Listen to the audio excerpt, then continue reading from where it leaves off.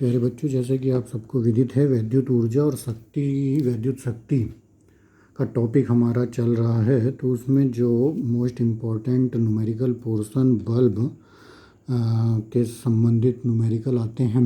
Bulb या कोई भी विद्युत उपकरण हो गया तो उनसे संबंधित न्यूमेरिकल बहुत इम्पॉर्टेंट हैं और आपके व्यवहारिक जीवन में भी बहुत लाभप्रद होते हैं। इस टॉपिक को आप ध्यानपूर्वक समझिए। बल्ब या विद्युत उपकरण में कुछ विनिर्देश लिखे रहते हैं। विद्युत उपकरण के विनिर्देश,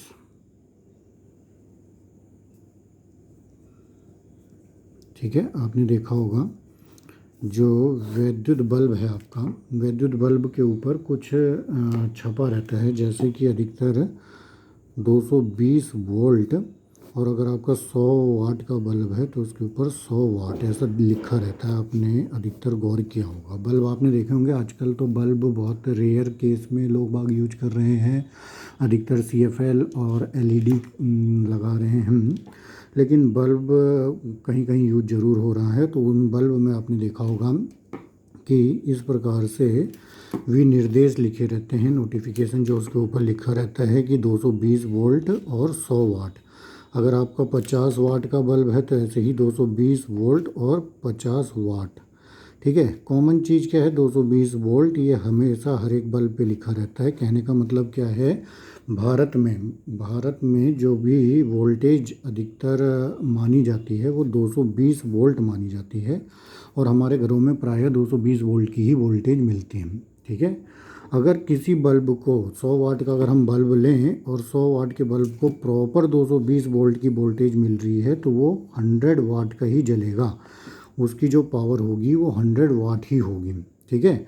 लेकिन अगर वोल्टेज किसी प्रकार से कम हो गई तो वो 100 वाट का बल्ब धीमा जलने लगता है। आपने देखा होगा कि जब वोल्टेज लो होती है या वोल्टेज डिम होती है तो बल्ब भी ब्राइटनेस डाउन हो जाती है। वो इसीलिए होता है क्योंकि जो 100 वाट उस पर लिखा है वो 100 वाट ब्राइटनेस से तभी जल पाएगा जबकि उसे पूरी 220 वोल्ट की वोल्टेज मिलेगी। अगर 220 वोल्ट से कम उसकी वोल्टेज होगी तो वो पूरा का पूरा 100 वाट का आउटपुट नहीं दे पाएगा, ठीक है।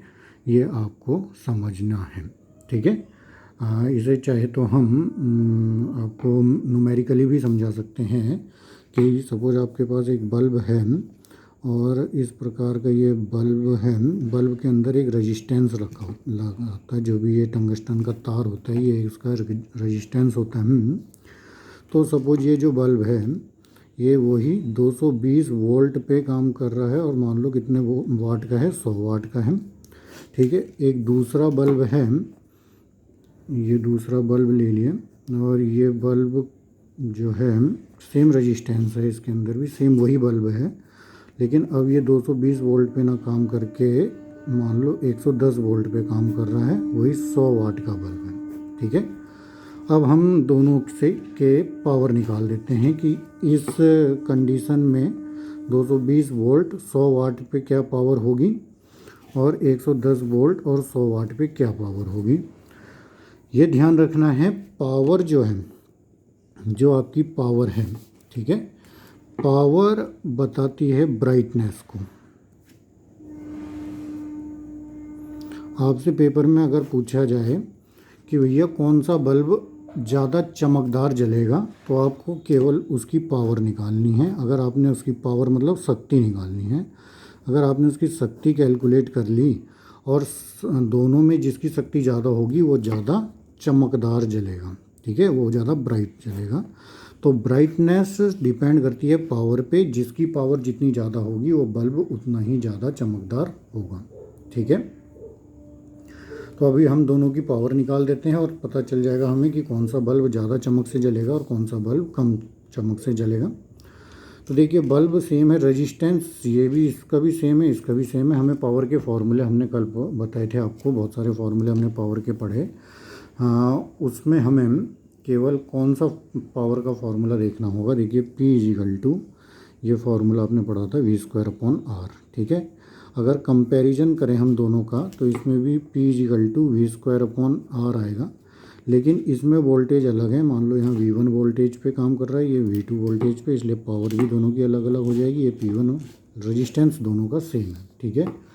तो इसका निकाल देंगे P1 की वैल्यू। देखिए V1 कितना है, 220 वोल्ट पे काम कर रहा है, तो 220 इंटू 220 और रेजिस्टेंस सपोज हमने R ही मान लिया, ठीक है। रेजिस्टेंस फिलहाल हमें दिया नहीं हुआ। अगर दोनों सेम है तो हम अपने हिसाब से रेजिस्टेंस मान लें, क्योंकि दोनों बल्ब एक ही है, ठीक है, केवल वोल्टेज है। तो चलो रेजिस्टेंस इसमें भी आ रहा है, इसमें भी आ रहा है, ये P1 हो गया। इधर P2 देखिए, V की वैल्यू कितनी है, 110 इंटू 110 बटे R, ठीक है। अब हमें कंपैरिजन करना है कि कौन ज़्यादा है, P1 ज़्यादा है या P2 ज़्यादा है, ठीक है। जबकि R की वैल्यू सेम है, तो आप अपने आप कंपैरिजन कर सकते हैं किसकी वैल्यू ज़्यादा होनी चाहिए। देखिए R का मान अगर सेम है सपोज आपने सेम है, तो आप अपने हिसाब से कुछ भी मान लो मैंने 10 ही मान लिया, R की वैल्यू 10 है, तो आप कंपैरिजन कर लो। P1 इजिकल टू कितना आ गया, देखिए 220 इंटू 220 बटा 10, इससे कट गया, तो 220 गुणा 22 इधर, और P2 इजिकल टू कितना हो गया, 110 गुणा 110 बटे 10, 10 से ये कट गया, तो कितना आ गया, P2 इजिकल टू 110 गुणा 11, ठीक है। कहने का मतलब P1 का मान इज ग्रेटर देन P2। अगर हम इनकी गुणा करें तो P1 बड़ा ही निकलेगा P2 से, ठीक है। तो जो 220 वोल्ट पे अगर हमारा बल्ब जल रहा है तो उसकी ब्राइटनेस ज़्यादा होगी, और 110 वोल्ट पे यदि हमारा बल्ब जल रहा है तो उसकी ब्राइटनेस कम होगी, ठीक है। इतना आप समझ गए होंगे प्यारे बच्चों। कहने का मतलब जो चीज़ मैंने बताई आपको कि जो वोल्टेज इंडिया की वोल्टेज फिक्स है 220 वोल्ट, ठीक है। इंडिया में अधिकतर हम मानते हैं जो घरों पे पावर सप्लाई आती है 220 वोल्ट पे आती है, ठीक है। तो हम हर एक जो न्यूमेरिकल करेंगे उसमें ये 220 वोल्ट, एक तरह से अगर हमें बल्ब में के ऊपर केवल 100 वाट भी लिखा है तो हम ऑटोमेटिक 220 वोल्ट पे उसे मानकर चलते हैं, ठीक है। इसको आपको अपने दिमाग में बिठाना, ठीक है। तो देखिए जो बल्ब में लिखा रहता है, सपोज एक क्वेश्चन हम करते हैं, एक क्वेश्चन हमारा ये है कि कोई बल्ब है उस पर लिखा है 220 वोल्ट और 110 वाट, ठीक है। ये विनिर्देश उस बल्ब के ऊपर लिखे हुए हैं। उस बल्ब में दो चीज़ पूछी है, एक तो अधिकतम अनुमेय धारा, और दूसरा पूछा है जो हमारा उसमें टंगस्टन धातु लगी हुई है उस धातु का प्रतिरोध, जो फिलामेंट है टंगस्टन का फिलामेंट, उसका प्रतिरोध याद करो, ठीक है। केवल ये दो चीज़ लिखी हुई हैं। बल्ब दिया हुआ है 220 वोल्ट पे काम करता है, 110 वाट का बल्ब 100 वाट का बल्ब मान लिया, 100 वाट का बल्ब है और 220 वोल्ट पे काम कर रहा है। अधिकतम अनुमेय धारा निकालनी है और फिलामेंट का प्रतिरोध निकालना है, ठीक है।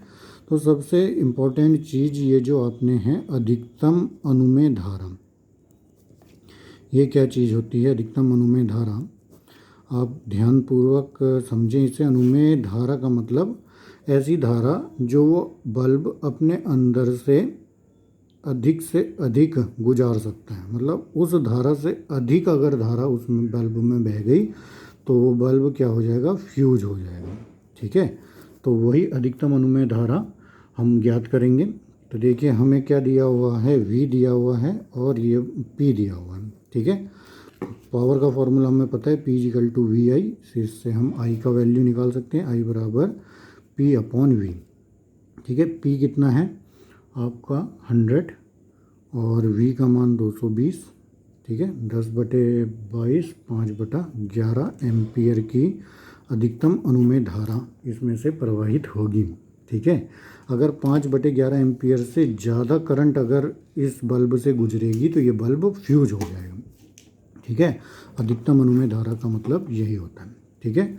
दूसरा जो सेकंड पार्ट है B, उसका आंसर देखिए फिलामेंट का प्रतिरोध आपको ज्ञात करना है।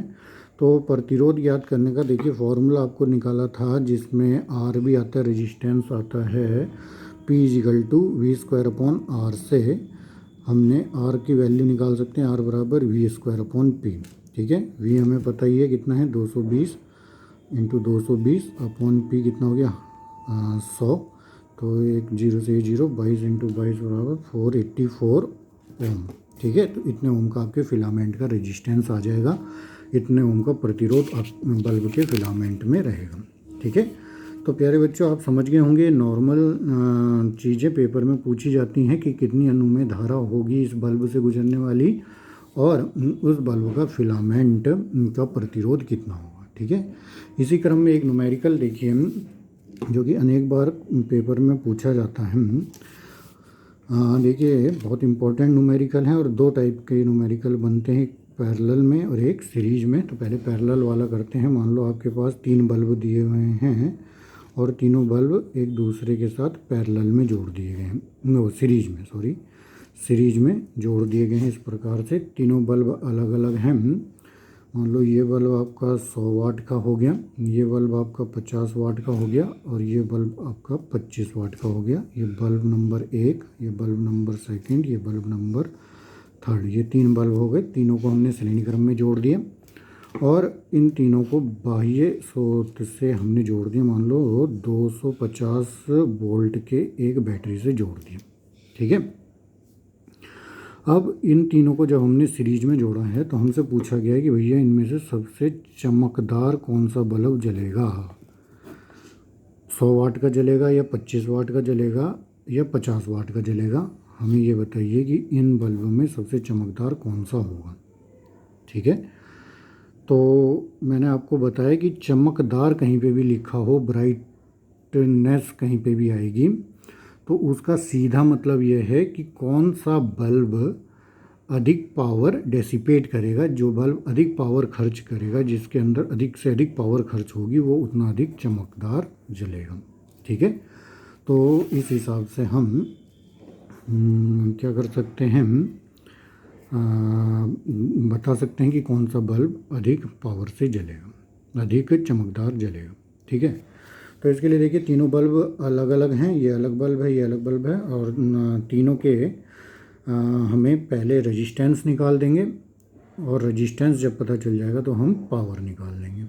ठीक है, देखिए हमें एक फार्मूला पता है, आपको ये चीज़ हमेशा ध्यान रखनी है कि जब हम सीरीज में लेंगे तो सीरीज में हमें धारा समान मिलेगी। इस बल्ब में भी वही धारा बहेगी, इसमें भी वही, इसमें भी वही, तीनों बल्ब में धारा समान बहेगी। तो यदि हम एक फॉर्मूला पावर का P = I²R हमने पढ़ा है, इसे देखें तो जब हमारी धारा सेम है, धारा हर एक बल्ब में समान है, तो जो पावर है वो डायरेक्टली प्रोपोर्शनल किसके होगी, R के होगी। ठीक है, कहने का मतलब जिसका प्रतिरोध जितना ज़्यादा होगा उसकी पावर उतनी ज़्यादा होगी, मतलब वो उतनी ज़्यादा पावर खर्च करेगा। तो कहने का मतलब है यदि P रेजिस्टेंस हमारा बड़ा है तो प्रतिरोध मतलब रेजिस्टेंस यदि हमारा प्रतिरोध यदि हमारा बड़ा है तो पावर मतलब उससे शक्ति वो भी उसी के अनुसार उतनी ही बड़ी होगी। ठीक है, तो हमें पावर निकालने का सीधा मतलब है, पावर ज्ञात करने के लिए हमें पहले रेजिस्टेंस ज्ञात कर लें, और इन तीनों में जिसका रेजिस्टेंस अधिक होगा वो उतनी ज़्यादा चमकदार जलेगा, क्योंकि उसकी पावर उतनी ही ज़्यादा होगी। ठीक है, तो तीनों का रेजिस्टेंस अगर हम कैलकुलेट करें तो आसानी से कैलकुलेट कर सकते हैं। देखिए बल्ब की अपनी जो क्या बोलते हैं निर्देश लिखे रहते हैं।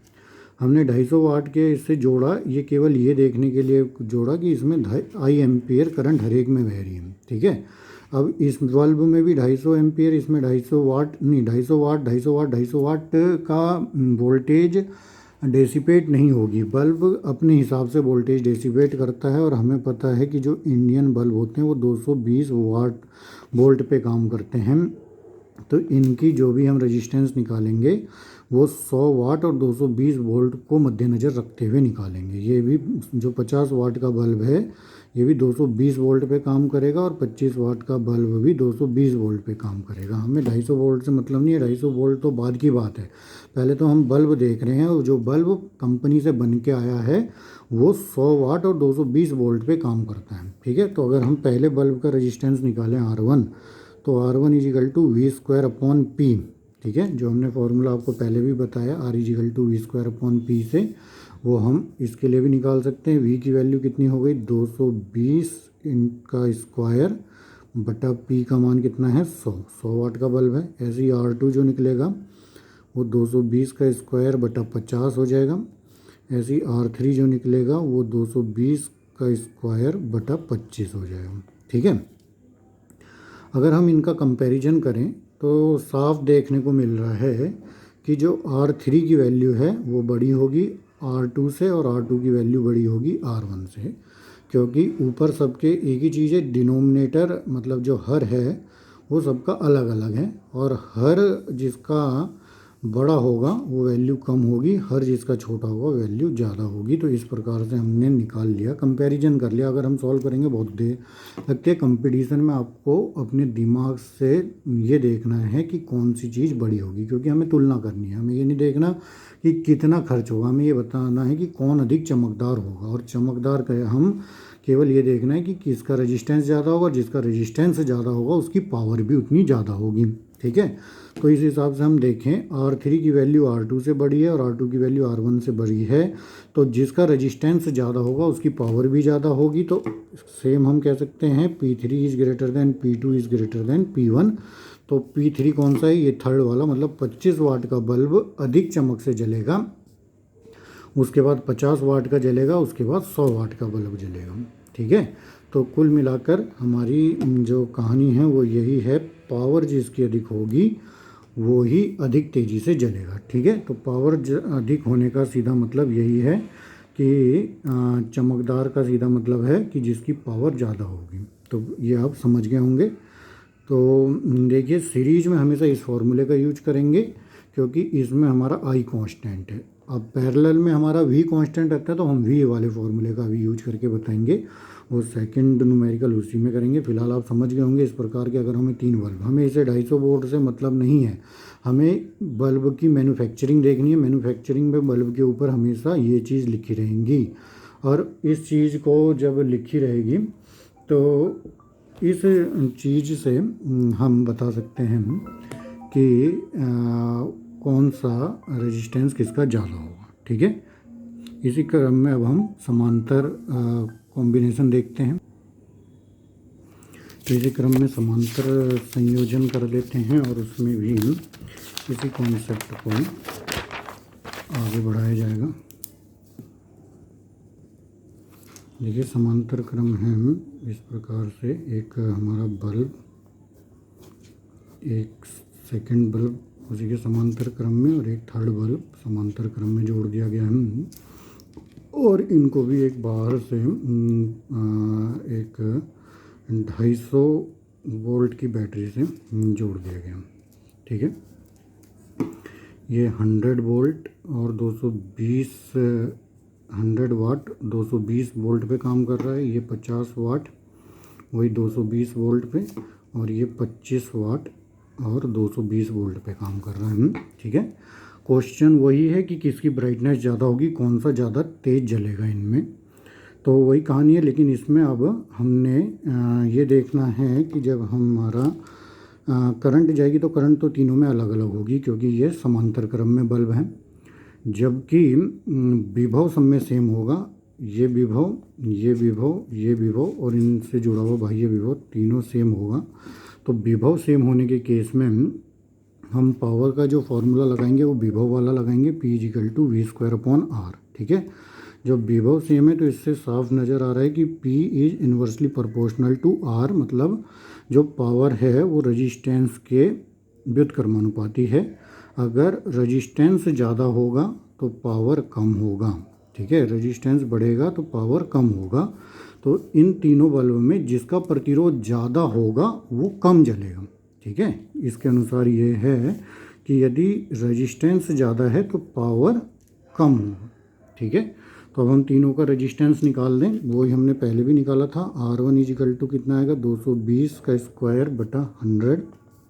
ऐसे ही R2 इज इक्वल टू 220 का स्क्वायर अपॉन 50, और ऐसे ही R3 220 का स्क्वायर बटा 25। ठीक है, इससे हमें क्या देखने को मिला था कि resistance R3 is greater than R2 is greater than R1। ये हम पहले निकाल चुके हैं। सेम वही चीज़ दोबारा हमने करी कि जिसका प्रतिरोध R3 का प्रतिरोध ज़्यादा है, R2 का उससे कम, R1 का सबसे कम होगा।